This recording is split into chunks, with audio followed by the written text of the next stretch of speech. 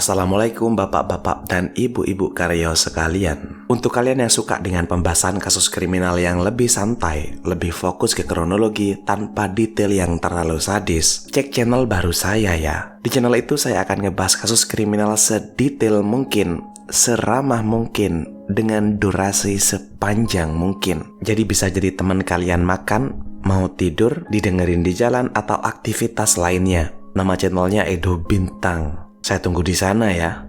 Dalam hitungan detik, sebuah ledakan mengubah hidup seorang pria di Brazil untuk selamanya. Dia mengalami cedera parah setelah berada terlalu dekat dengan petasan yang tiba-tiba meledak. Akibat kekuatan ledakan itu, sekitar separuh bagian telapak kakinya mengalami kerusakan parah. Kejadian ini bukan hanya tentang sebuah kecelakaan, tapi ini adalah pengingat bahwa petasan itu nggak boleh diperlakukan kayak mainan. Peristiwa ini terjadi di Brazil.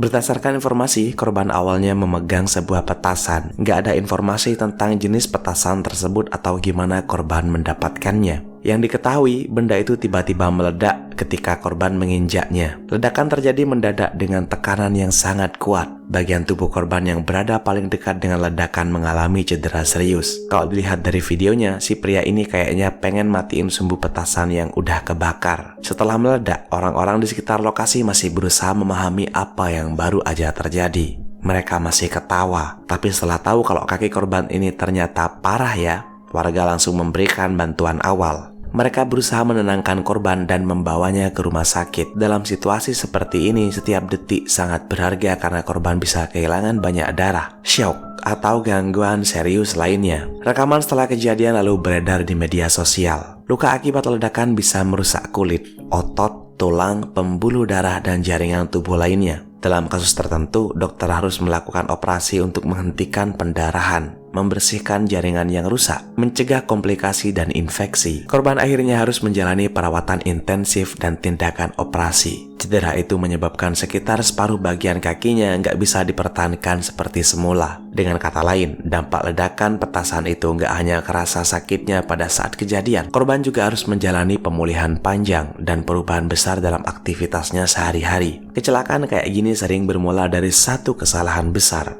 Ketika sumbu udah dibakar, orang-orang menganggap petasan atau mercon sebagai benda yang bisa disentuh, dipindahkan, dibongkar, atau dimainin. Ketika sumbu udah kebakar, kita nggak akan bisa memastikan 100% kapan itu akan meledak. Bahkan ketika sumbunya kelihatan udah mati, bukan berarti petasan itu aman. Bahaya bisa meningkat drastis ketika seseorang mencoba memeriksa petasan tersebut dari jarak dekat. Terus apa yang harus dilakuin? Kalau sumbu petasan kelihatan mati, langkah paling aman adalah menjauh dan memperingatkan orang lain agar nggak mendekat. Jangan malah menyentuh petasannya. Jangan juga memindahkannya, apalagi membongkar, dan yang terburuk mengetes ilmu kekebalan. Kalau pada akhirnya ada korban, ya kita kasih bantuan pertama sesuai kemampuan kita, sembari mengevakuasi korban ke rumah sakit atau menghubungi ambulans. Kecelakaan ini memperlihatkan bahwa satu tindakan ceroboh bisa menimbulkan konsekuensi seumur hidup. Korban jelas nggak hanya menjalani proses medis, tapi juga perubahan dalam cara berjalan, bekerja, dan menjalani kehidupannya sehari-hari. Baik, saya rasa cukup. Tetaplah aman dan makasih udah nonton sampai akhir.